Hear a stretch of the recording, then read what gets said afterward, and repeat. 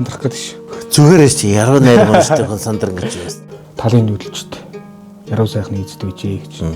Алтай ятаг 2008 онд болцсон. Аднаа бушнаас. Үүний цаад язгуур нь 60,000 жилээр яригдана.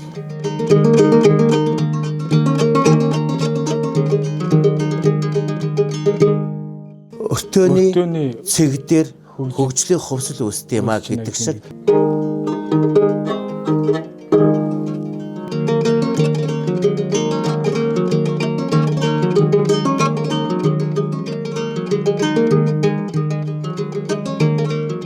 Сан байцгаана уу эрхэм мөндөд үзэгчдээ. Энэ өдрийн мэндийг хүргэе. Ингээд Монгол өв соёлыг дараагийн үедээ өртөөлүүлэх, өмнөд үеэсээ өртөөлүүлж авах энэ одоо их чин өсөл ирмэлзэл дээр тулгуурлаж Монгол өртөө гэсэн өв соёлын зураг одоо энэ контент маань эхлэхэд бэлэн болж байна. Эхний дугаарт Алтай язгуур хамтлагийн үүсгэн байгуулагч, бүрт хамтлагийн үүсгэн байгуулагч, хөгжим судлаач Гамбүр бахан дүрлцэн ирлээ. Тэгээд танд туйлын их баяртай байгаа. За.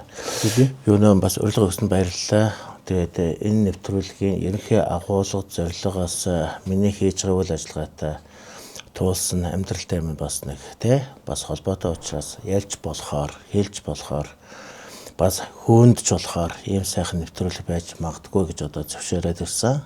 Тэгээд ямар тааж түүхийн он удаан цаг хугацааны өртөө бүхэнд заавал хувьсэл хөгжил явагддаг юм чинь тэр хувьсэл хөгжил бидний хийж байгаа өнөөдөр амьдарч байгаа амьдрал бас байж идэх зүйл учраас сайхан урилга өгсөнд баярлалаа. Баярлалаа. Яг нэг гарт баригдаад ингээд нүдэнд харагдаад байгаа юм нэг хомс юм шиг мөртлөө яг буудлаад үсгээр бүр агуу их түүх гарч ирдэг. Агуу их том соёл гарч ирдэг. Ийм арга том юм.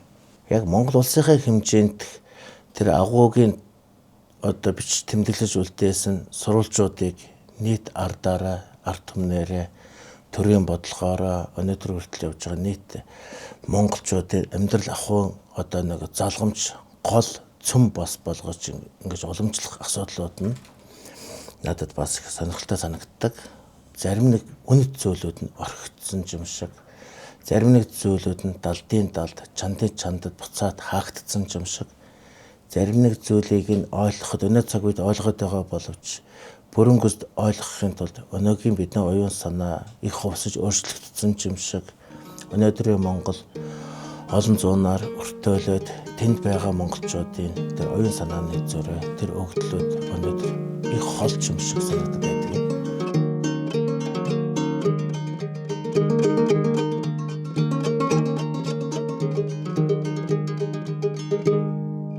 Алтай ятаг гэдэг ятаг хөгжмийг тавьсан байна. Энэ ятагын тухай тийм ээ талын нүүдэлчд яруу сайхны эзэд үжээ гэж тодорхойлдог. Тэгээ энэтэй холбоод Алтай ятагын талаар яриул. Алтай ятаг 2008 онд болцсон. Аднаа бушнаас.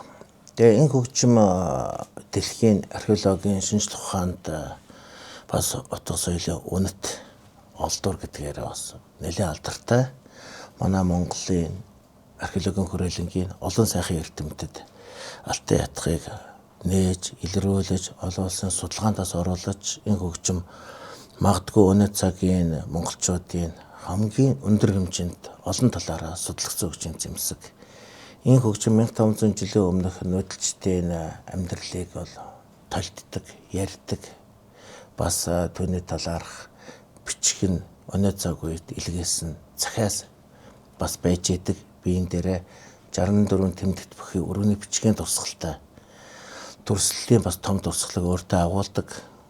Энэ хөгжим хийж урлагийн ухааны 1500 жилийн өмнөх тухайн нүүдэлчдийн гар урлалыг бас нэлээд сайн илэрхийлдэг хөгжим.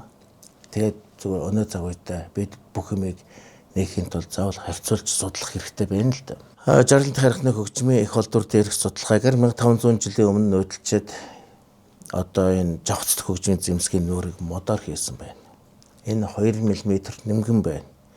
Энийгээр дамжуулаад жавхц татаж, хөглөж, тухайн туйл бас дээрээс нь магтаал юу байдгийг тэр 5 жавхцтай холбогдож болох дуу хуург хөг ихшгийг илэрхийлдэг байсан гэдэг чинь 1500 жилийн зөрөөн дээр бид аваад үзэхэд бид түүний хараахан гэж бас ойлгохгүй модоор тэгж гоё нэмгэх нь цар хийгээд ийм хөгжим хийдэг байсныг Энэ хөгжим өрөөний бичгийн дурсгалтай. Гэхдээ өрөөний бичээс утга агуулга нь Монгол өнөөдрийн сэтгэхүйг бас илэрхийлэх хэмжээний утга агуулгатай.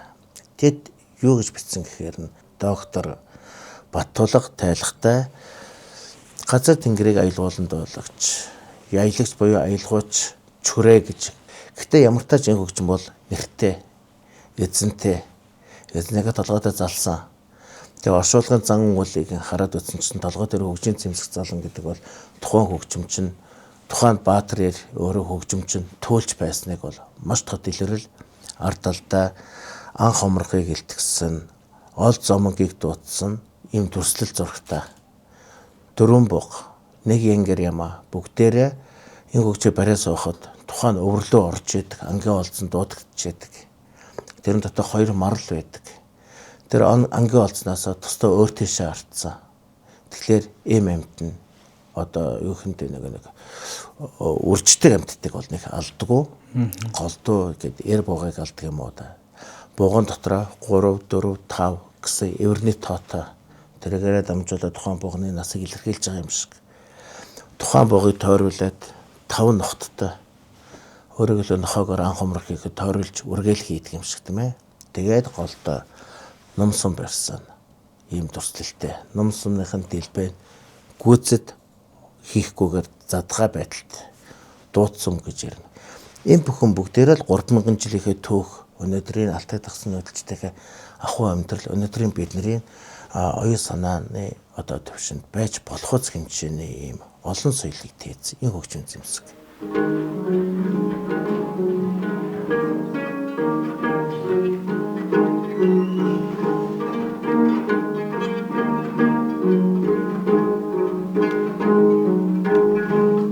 Айдан өөр байж болно, акустик нь өөр байж болно, дугуйлт муу байж болно.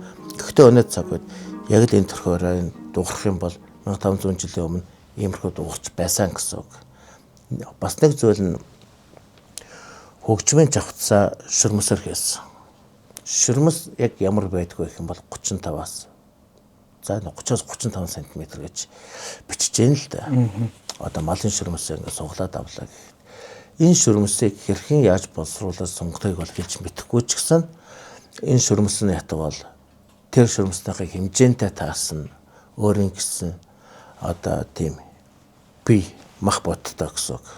Эндээ тааруулж энэ хөгжмийг тоглодог байсан учраас нэг 70 см их болдор маань. Тэгээ 5 жавхц бол яалтчгүй манай нүүдэлчдийн байгаль дээрх хамгийн тогтвортой хамгийн гоё ихшгэлгээ байхгүй юу. Кавард гэвэнтэй энэ дотор нэг тийм яг нүүдэлчдийн магтаалын ихшгэлгээний дотор да ялангуяа маш төгөөмөл орж ирдэг. Энэ 5 ихшиг бол өстой олон мянган жилээр бидний дунд явж байгаа. Өнөөдрийн монгол хэл одоо бидний хоорондоо ярьж байгаа ойлголцоор тэр нутгийн аяллахын далд чанар эдгээр чинь цэвэр байгальынхаа хуультайгаар үүсэж бүрлдэж бий болсон ийм зүйл цогцоор явдаг. Тэгэхээр 1500 жилийн өмнөх яруу сайхан болохоор энэ тавцын ихшиг дотор бүх дөө хөг аваа одоо бүх юмудаа бүгдийг гой сайхан таньдсан мэдсэн хайлтсан үүний цаад язгуур нь 60,000 жилээр яригдана. Тийм учраас 5 ихшиг гэдэг бол нанд 60,000 жил ороод ярьдаг учраас өнөөдрийн бидний дуу хоор хөгжмийн түүх бол хүнүүхийн хэмжээнд яригддаг зүйл бол биш. Юндэгтэй альва юм чинь авианаас л үүсэж байгаа. Энэ хөгжмийн ерөнхий уртын хэмжээ, ерөнхий нарийн хэмжээсүүд хүзүүдээ энэ бүхнүүд бол бүгдээрээ яг их олдрын хэмжээсээр энэ ч өнөө цаг үед зориулж хөгжимчийн хүнийг тоглох боломжтой хэлбэрээр нэг урлаж гаргаж ирж байгаа юм. Тухайн судалгааг үндэслээд энэ хөгжмийн хүзүү энийг бол 2 дахин нарийн толгой маш жижиг. Тэ. Одоо бараг л миний эрх урууч гэдэг хэрэг байхгүй зүзаа. Ийм юм дээр мэдээж жавхц татахын тулд ганц одоо гац баган л суух хэрэгтэй болон толгой дээр жавхц зориулсан. Энэ хугарах магадлал маш тэгтээ чигтэй бургас байхыг бол үгүйсэхгүй. Бас гайгүй тогтож магад. Баган жавхц татагч дээр жавхцыг ороогоод зангидаад тэр орооцоор нь эргүүлж өгөлдөг гэсэн үг. Хоёрдугаарт энэ хөгжим өнөөдрийн энэ тоглолтоос 80-аас 90% маш дуу муутай байсан. Маш бүдэг дуутай байсан. Ягаад тэгэхээр тэнд акустикийн шинжлэх ухааны нэгдүгээр дуусаагүй байсан. Тэгээд дээрэс нь шөрмөсний утас орж иж байгаа. Өлөө орох боломжгүй. Өлөө утас гэдэг маань өлөн гидсийг одоо тий боловсруулаад нарийн хийнэ гэсэн. Шөрмөс орох боломжтой. Шөрмөс нь жавхтас тухайн хөгжмийг яг ийм хөгжмөдөр инээ дуурдал их бүдэг муу дуутай байсан. Чи биднийг тоориод маш олон мотор ажиллаж байгаа.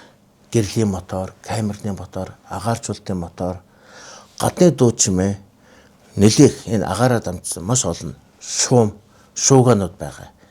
Харамсалтай бид түүнийг мэдэхгүй байгаа гэсэн үг. Харин 1500 жилийн өмнө болохоор ийм хүн бүгдээрээ байхгүй байсан. Хүн бол гөрөөсөн сонсголтой байсан. Байгалийн сонсголтой байсан. Өндөр хэмжээний сонсголтой байсан учраас тэр 10-20% тэр дуу чимээ чи тэр хүмүүс бол хангалттай дуу чимээ байсан гэсэн үг.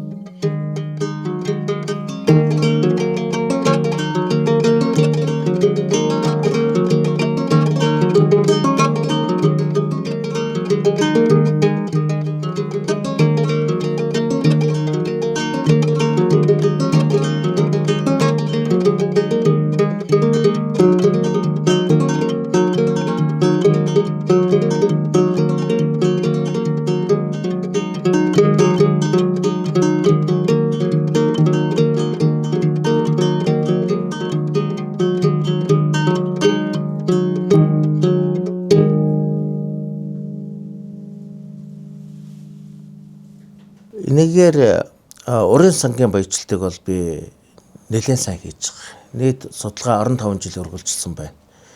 Тэгээд уран сангийн судалгаан дээр бол би нийт Монгол угсаатны хэмжээнд яг нөгөө эхийн хөвлөд үр хөврөл бүрэлдэхээс эхлээд тэр бүүвэн дуунаас нь эхлээд тийм ээ. Эхийн сэтгэл эхээр дамжсан дуу хөгжим аялгуу дараа нь хөөхөд төснөө дараах бүүвэн дууны асуудал хөөхөж жахан том болоод хөөхтийн баг болчор хөөхтийн дуу гэд ингэж явсаад нийт угсаатны, магтаалын, туйлын, татлагын бүх төрөл зүйлээр нь зориулаад алтан ятгагийн уран сангийг би олон ангилтайгаар хийж байгаа. Тэгэхээр энэ яванда уран сангийн баяжилт бол нийт Монгол үндэсний хөгжмийн уран сангаас ялгаатай зүйл нь зөвхөн ард түмэнд зориулагдсан гэдгээр ялгаатай.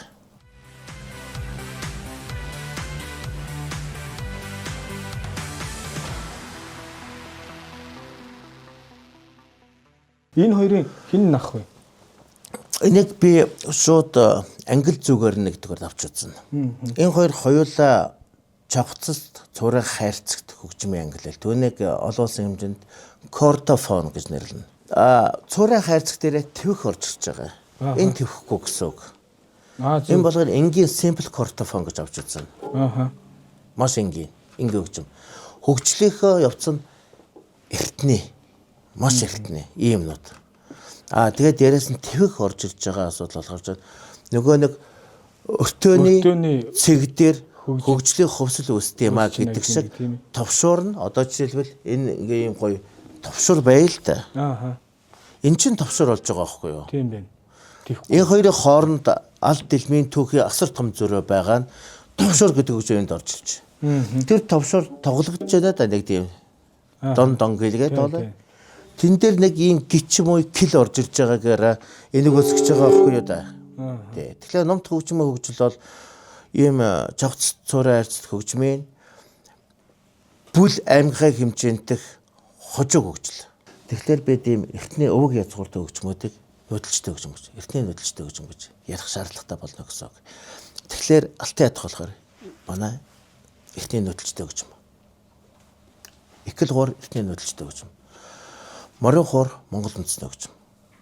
Яагаад Монгол үндэсний хөгжим гэхээр угсаад нь хамаарахгүйгээр тоглож байгаа учраас үндэсний хөгжим болчихж байгаа. Жангарын удирдлагын хэсгийн нэг 2 бадгийг л зүгээр яа хайлаа заа. Жадвал нэг 2 минутанд. Би ингээ газар тавьчих уу? Болно. За тэгчээ дараа нь би ч дахиад нэг тайлбар хэлэн за. За.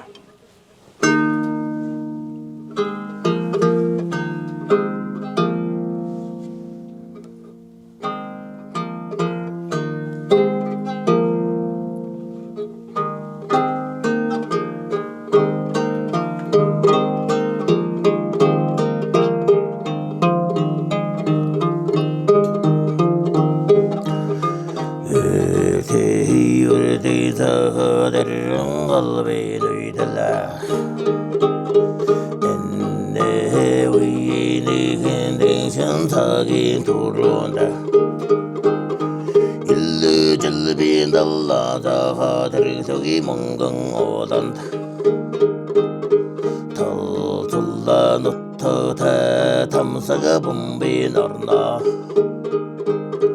타원 위에 올름 라산 대해졸라 하간 대해졸라 하니 호곤 탐사 봄바 하간 탐사 봄바 하니 호곤 우zen 날달 하간 우zen 날달 하니 호곤 위에는 천장걸 개철 배절긴 일로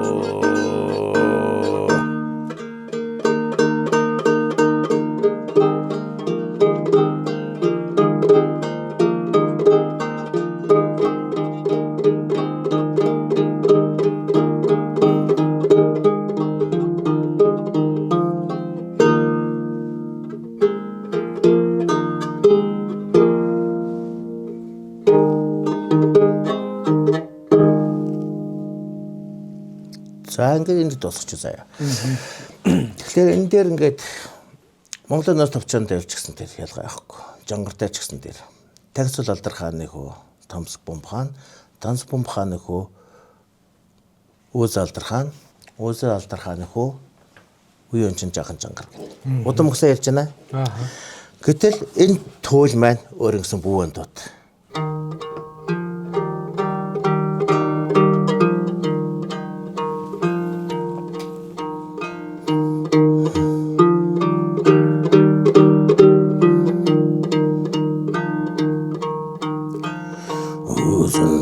알다라하니 흘레부에 위에는 진자한 장가라부에 부에 부에 부에 부에 부에 부에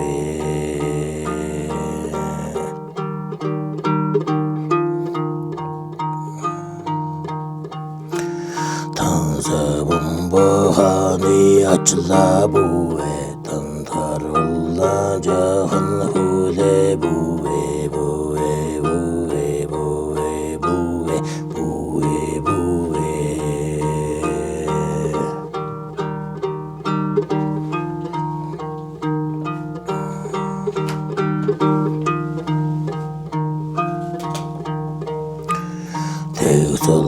대설들하니 울들 부에 자게 조게 도나 들숨 빌레 부에 부에 부에 부에 부에 부에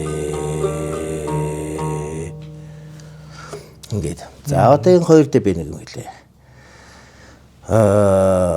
Ерөнхийдөө бүвэн дуу гэдэг маань зохиодог бол биш. Орчин үед бол зохиож байгаа тийм ээ. Дотроо олон төрөл байдаг гэдээ ойлгож идэв нэг юм. Язгуурын бүвэн дуу бол гол дуу төлсийн ураг удмын холбоосыг нь бий болгоод тухайн хүүд зориулж энэгээр дамжуулаад ураг удмыг хэлж өгч яадаг гэсэн үг. Жангар бол өөрөө бүвэ. Бүвэ гэдэг чинь үвэ байхгүй юу? Бас бүү бас биш. Битгий бүвэ. Байж болохгүй байхгүй дээ. Бүү гэдэг чинь тэг бүү гэдэг чинь орчин хэл байхгүй юу? Тэгсэн мөртлөө ягаад эртний язгуурх юмыг бид орчин хэлээр тайлбарлах хэрэгтэй гэж. Битгий гэдэг чинь нийтгэж айлахгүй гэд бүүэлдэг гэдэг. Энэ бүхэн бүгдээр л өнөө цагийн уян санааны бас нэг илрэл тий. Тэгэхээр язгуур юу гэж хэлж байгаа юм те энэ өвөө яахгүй юу да. Өвөө. Энэ эмбрио энэ болохоор нь эрхэм нандин өрмөн байхгүй юу ерөнхийдөө бол. Тэгээд түүнд болохоор чи бол тагцуул алдар хааны үлдэл билээ. Тамсаг бомб хааны ачлаа билээ. Өөрийнхөө удам өгсагаа сайн таних аваараа. Чиний аав чинь Үүсэ алдар хаан. Чиний аав чинь Үүсэ алдар хаан. Энэ нь цаашаагаа ингээд ураг удмынхаа бүх юмыг хилж өгч яадаг. Тэгэхээр хаанаас ирдэг гэхээр нөгөө нэг мөчөд одноос ирдэг. Бүүн дууны. Мөчөд од нь юу вэ гэхээр зөвхөн өвөл маш бага хугацаанд гардаг. Сервис од байж идэг. Энэ эрчин бүхэн бүгдээрээ л дээд орон зайгаас буудаг гэсэн. Бүүн дуу бол төлсөн урангуй байхгүй юу? Ерөнхийдөө. Ийм урангуй. Одоо жишээл хараатай мэрэгний ач, тэ? Зээлээ мэрэгний зээ. Зэгсэн гоогийн хөө бүгдээрээ утга агуулгатай байхгүй. Өнөөдөр бид бөвөө байж болно, гой бөвөлж болно. Гэхдээ эртний язгуурын бөвөө гэхээр таны гэх юм бол тэрэн дотор Монголын туйлын дотор нь түүхэн дотор нь язгуур явж идэг. Ингэж бүхлэгддэг. Тийм болохоор бөвөөнд ингэж бүхлэгддэг юм аа. Сая би жангарыг хайлаад араас нь бөвөөгийн хайлдаг нь энэ холбоосыг тайлбарлаж хэлэх гэж тэгж юм л дээ. Сая таны тоглож ирснийг харж идэг. Юус энэ 3 удаа сүндэд энэ тий. Тий. Одоо би чамд тэгээд нэг юм л. Чи саяны яг би бол хөгжимдөл аач байхгүй. Аач байхгүй юу? Аач байхгүй ястай. Анхудаа л баг оц татж үзэж байна. Хүмүүс хөгжимд огт гар хүрээгүй байснаг авьяасгүй гэж үздэг. Аач байхгүй гэж хэлдэг. Гэхдээ ч монголоор ярьж байгаа бол чиний биеийн дотор энэ дуу авианы тодорхой хэмжээний хүрд бүрлдээд бий болоод тэргээ дамжсан өгч нь өөрөө дуу юунтай орно. Тэгэхээр чамд хөг байна гэсэн үг. 3-1 шүү. 3-1. Зүгээр л энийг тоглож яачаа. Эхлээ би 3 гэсэн те. Тэгээд тоолж байгаа. Үргэлжлүүлээд тоглон заяа. 3-1